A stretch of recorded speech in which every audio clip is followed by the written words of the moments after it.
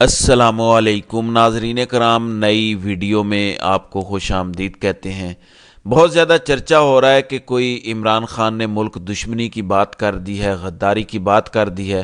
آپ کو تمام تفصیلات بتاتا ہوں، لیکن اس سے پہلے امریکہ کے ڈیموکریٹک پارٹی کے سینیٹر کرس وین ہولن نے ایک لیٹر لکھا ہے پاکستان کے ایمبیسیڈر کو۔ یہ میں تھوڑا سا آپ کو پڑھ کے سناتا ہوں، یہ بڑا امپورٹنٹ لیٹر ہے۔ مسعود خان ہمارے امریکہ میں ایمبیسیڈر ہیں، جنہیں یہ خط لکھا گیا۔ وہ کہتے ہیں کہ دھاندلی کی تحقیقات نہ ہوئی اور حکومت فری اینڈ فیئر طریقے سے نہ بنی تو آئی ایم ایف کا پروگرام چلانے اور پاکستان کو اپنی معیشت بچانے میں بہت زیادہ مسائل کا سامنا ہوگا۔ اس میں انہوں نے حوالہ دیا ہے راولپنڈی شہر کے کمشنر کے بیان کا بھی، کہ ایک سرکاری عہدیدار نے یہ تسلیم کیا ہے کہ اس نے دھاندلی کی۔ اب یہ بائیڈن کی پارٹی کا بندہ ہے، سینیٹر ہے، جو یہ بات کر رہا ہے۔ یہ بڑا اہم ہے، اور یہ لیٹر کل لکھا گیا۔ اس کے بعد کل ہی کمشنر راولپنڈی کا ایک جعلی بیان ٹائپ کر کے جاری کیا گیا میڈیا کو۔ اس دباؤ کی وجہ سے جو امریکہ سے بھی آ رہا ہے، یورپی یونین سے بھی آ رہا ہے، کہ اب تو سرکاری عہدیدار بول پڑا ہے، ہم کیسے خاموش رہیں گے، ہم کیسے اپنی عوام کو تسلی دیں کہ ہم جس حکومت کا ساتھ دے رہے ہیں، جس کو ہم مال دینے جا رہے ہیں، جس کو ہم سپورٹ کر رہے ہیں، وہ ایک جمہوری حکومت ہے۔ تو اس کے بعد جعلی کمشنر پنڈی کا ایک بیان جاری کروایا گیا کہ کسی سیاسی جماعت کی وجہ سے میں نے یہ سارا کچھ کیا۔ یہ ہے اصل وجہ بیان جاری کرنے کی، ورنہ اس نے کوئی بیان نہیں دیا۔ یہ عالمی آڈینس کے لیے انگلش میں جاری کروایا گیا ہے، لوکل کے لیے ہوتا تو اردو میں جاری کیا جا سکتا تھا، تو یہ ریزن آپ سمجھ لیں۔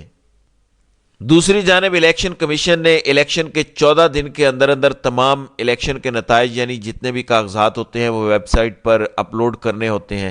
آج 14 دن مکمل ہو گئے ہیں۔ الیکشن کمیشن نے فارم 45 اور سارا ڈیٹا اپلوڈ کرنا تھا، مگر ابھی تک ایک فارم 45 بھی اپلوڈ نہیں کیا گیا۔ قانون ہے کہ 14 دن کے اندر اندر یہ تمام ڈیٹا پبلک کرنا ضروری ہے، جو انہوں نے نہیں کیا۔ اس لیے تحریک انصاف کا کیس مضبوط تر ہوتا جا رہا ہے۔ لیکن یہاں پہ امپورٹنٹ بات آپ کو بتانے لگا ہوں، عمران خان نے جو آئی ایم ایف کے حوالے سے لیٹر لکھنے کی بات کی ہے، اس پر بات کرتے ہیں، لیکن اس سے پہلے آپ کو سلمان اکرم راجہ کے کل کے انٹرویو کا خلاصہ میں آپ کو بتا دوں۔ ان کا یہ کہنا ہے کہ اب ہمارے کیسز کیونکہ سارے الیکشن کمیشن نے مسترد کر دیے ہیں اور ہمیں کہا گیا ہے کہ آپ ٹریبیونلز میں جائیں۔ انہوں نے یہ انکشاف کیا ہے، جو مجھے بھی نہیں پتا تھا، کہ 2013 کے جو کیسز ٹریبیونل میں گئے ہوئے ہیں، ابھی تک ان کے فیصلے نہیں ہوئے۔ یعنی جو 2013 میں دھاندلی ہوئی تھی، اب تک ٹریبیونلز نے ان کے فیصلے نہیں کیے۔ ان کے کہنے کا مطلب یہ تھا کہ ہمارے لیے حالات بڑے مخدوش ہیں، ہمیں کسی قسم کا انصاف ملتا نظر نہیں آ رہا، اس لیے آئی ایم ایف کو عمران خان خط لکھ رہے ہیں۔ اب اس خط کے حوالے سے بہت سی ویگ باتیں سامنے آئی کہ ملک دشمنی ہو گئی، غداری ہو گئی، آئی ایم ایف نہ آیا تو مر جائیں گے، لٹ جائیں گے۔ آئی ایم ایف جب اپنا پروگرام دیتا ہے تو اس کی کچھ شرائط ہوتی ہیں۔ فار ایگزامپل، کرپشن نہیں ہونی چاہیے، گورننس بہتر ہونی چاہیے، ڈسپلن ہونا چاہیے۔ عمران خان یہ کہہ رہے ہیں کہ آپ پروگرام ضرور دیں، لیکن ساتھ یہ شرط رکھ دیں کہ جو الیکٹورل فراڈ ہوا ہے اس کی غیر جانبدارانہ تحقیقات کریں۔ فار ایگزامپل، آئی ایم ایف جب پروگرام سائن کرے تو وہ کہے کہ ہم آپ کے ساتھ پروگرام سائن کرتے ہیں 3.5 سال یا 3 سال کا، ہم پہلا ریویو جب کریں گے 6 ماہ بعد، تو آپ کو اس ریویو میں ہمیں رپورٹ دینی پڑے گی انڈیپینڈنٹ طریقے سے آڈٹ ہونے کی، کہ الیکشن کا فراڈ آپ نے دیکھا ہے۔ اگر وہ رپورٹ آپ نے ہمیں دی اور ہم اس سے سیٹسفائی ہو گئے تو پروگرام جاری رہے گا، ورنہ تعطل آ جائے گا۔ صرف اتنی سی بات ہے۔ مجھے بتائیں، اگر الیکشن میں دھاندلی نہیں ہوئی، اگر کسی نے مینڈیٹ پر ڈاکہ نہیں ڈالا، تو غیر جانبدار آڈٹ کرانے میں مسئلہ کیا ہے؟ اگر آئی ایم ایف یہ شرط لگا دیتا ہے۔ یہ عمران خان کی سوچ اس لیے ہے کیونکہ پاکستان کی عدالتیں بھی انصاف نہیں کر رہی، قاضی خود دھاندلی میں ملوث ہے۔ جب پاکستان میں انصاف نہیں مل رہا اور ایک بندہ قانون اور انصاف کے دائرے میں رہ کے اپنی جد و جہد کر رہا ہے، تو واحد حل یہ ہے کہ ایک عالمی ادارے سے پریشر ڈلوایا جائے، کیونکہ ان کے چارٹر میں لکھا ہے کہ جس ملک میں جمہوریت ہے وہاں الیکشن صاف شفاف ہونے چاہیے۔ یہ یہ آئی ایم ایف کے چارٹر کا حصہ ہے، یعنی ان کی شرائط کی بنیادی چیز ہے۔ پھر ابھی عمران خان کا وہ خط سامنے نہیں آیا، جب وہ سامنے آئے گا تو آپ کو اس کی زبان سے سمجھ آ جائے گا کہ خط میں لکھا کیا جا رہا ہے کہ کون سی شرائط آئی ایم ایف کو ایڈ کرنی چاہیے۔ اس کا دوسرا پہلو بھی ہے، آپ کو بتا دیتا ہوں، یہ میری اسیسمنٹ ہے اس سچویشن کی۔ آئی ایم ایف نے 2008 کی جو نون لیگ اور پیپلز پارٹی کے اشتراک سے حکومت بنی تھی، اس کو تاریخ کا سب سے زیادہ قرضہ کا پروگرام سائن کیا تھا۔ 10 ارب ڈالر کے قرضے کا پروگرام سائن ہوا تھا۔ صرف آپ کو یہ اس لیے بتا رہا ہوں کہ وہ بھی حکومت امریکہ کی ایما پر بنی تھی۔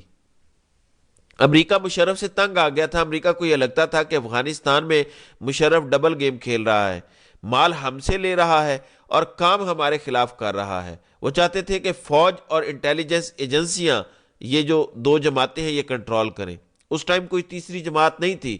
اگر ان دو جماعتوں کے پیچھے امریکہ کھڑا ہے تو پھر ظاہر ہے کہ یہ فوج اور آئی ایس آئی کو کنٹرول کر لیں گے۔ امریکہ کا اس ٹائم کا یہ نظریہ تھا۔ اب امریکہ کی افغانستان میں جنگ ختم ہو چکی ہے، لیکن امریکہ ایک اور حکومت بنوا رہا ہے 5 سال کے لیے۔ پچھلی بھی پی ڈی ایم کی حکومت امریکہ کی ایما پہ ہی بنی تھی، لیکن امریکہ 5 سال کی جو سٹیبل حکومت ہے، جہاں امریکہ اپنی پالیسیز کو فارورڈ کر سکے، اس کو پریفر کرتا ہے۔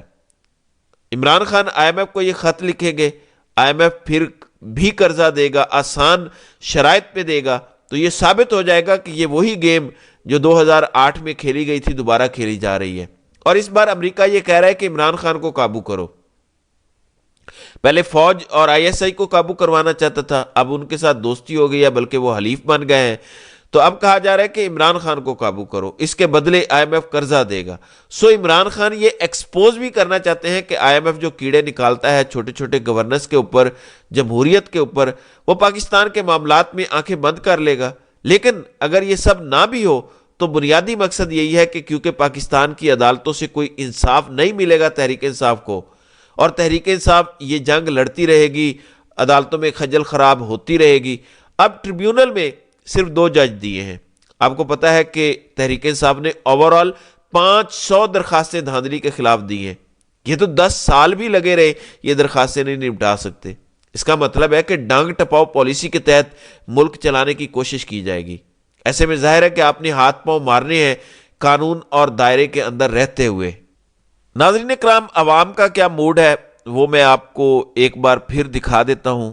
جب عسکری نعرہ لگوانے کی کوشش کی گئی کہ آپ پاکستان کا نام لیں تو آگے سے لوگ کیا کہتے ہیں، اور یہ بڑا امپورٹنٹ ہے، میں عسکری نعرہ کیوں کہہ رہا ہوں اس کو میں ایکسپلین بھی کرتا ہوں، لیکن یہ ذرا آپ پہلے ملاحظہ کریں۔ تیری جان میری جان سب مل کے بولیں گے پاکستان پاکستان، تیری جان میری جان، تیری جان میری جان، جیوے جیوے جیوے جیوے۔ جی، عسکری نعرہ فرمائش پر آیا، تیری جان میری جان، ہم کہیں گے اور آپ نے پاکستان پاکستان کہنا ہے۔ لیکن جتنے بھی لوگ تھے گراؤنڈ میں وہ عمران خان بول رہے تھے۔ تیری شان میری شان کہا، پھر بھی لوگوں نے عمران خان کہا۔ آپ کو پتہ یہ کیا ہے؟ یہ ڈیفائنس ہے۔ وہ لوگ جو پاکستان کے آئین تک کو تسلیم نہیں کرتے، 25 کروڑ لوگوں کو نشئی کہتے ہیں، وہ یہ دعویٰ کرتے ہیں کہ ہم آن کرتے ہیں کاپی رائٹس اس نعرے کے کہ پاکستان زندہ باد، پاکستان ہماری جان۔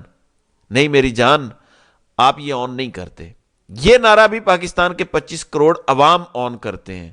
آپ لوگوں کو مارتے ہیں، تشدد کرتے ہیں، ان سے سٹیٹمنٹ لکھواتے ہیں یا ویڈیو بیان جاری کرتے ہیں، اور اینڈ میں آپ کہتے ہیں کہ پاکستان زندہ باد آپ نے کہنا ہے۔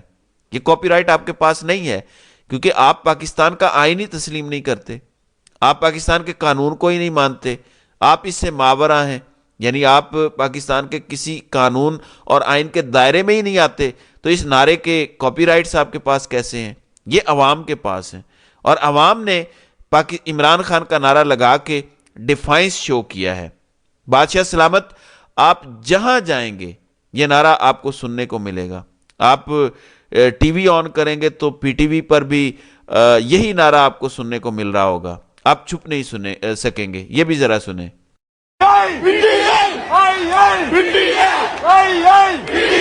کون بچائے گا پاکستان؟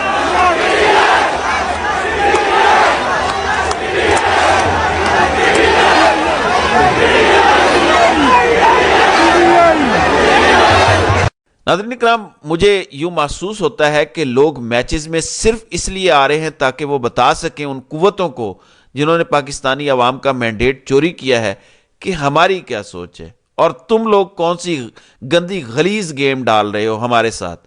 مقصد لوگوں کا یہ ہے، لوگوں کو سمجھ آ گیا ہے کہ پاکستان کے مسائل کی اصل جڑ کیا ہے، پاکستان کے مسائل کی وجہ کون سے لوگ ہیں، اور لوگوں نے اب بتانے کا فیصلہ کر لیا ہے۔ آپ گراؤنڈوں میں جائیں گے، چوک و چوراہوں میں جائیں گے، جہاں بھی جائیں گے آپ کو یہی نعرہ سننے کو ملے گا۔ تو ناظرین کرام، آپ کی اس ویڈیو کے حوالے سے کیا رائے ہے؟ آپ اپنی رائے کا اظہار کامنٹ سیکشن میں ضرور کیجیے گا۔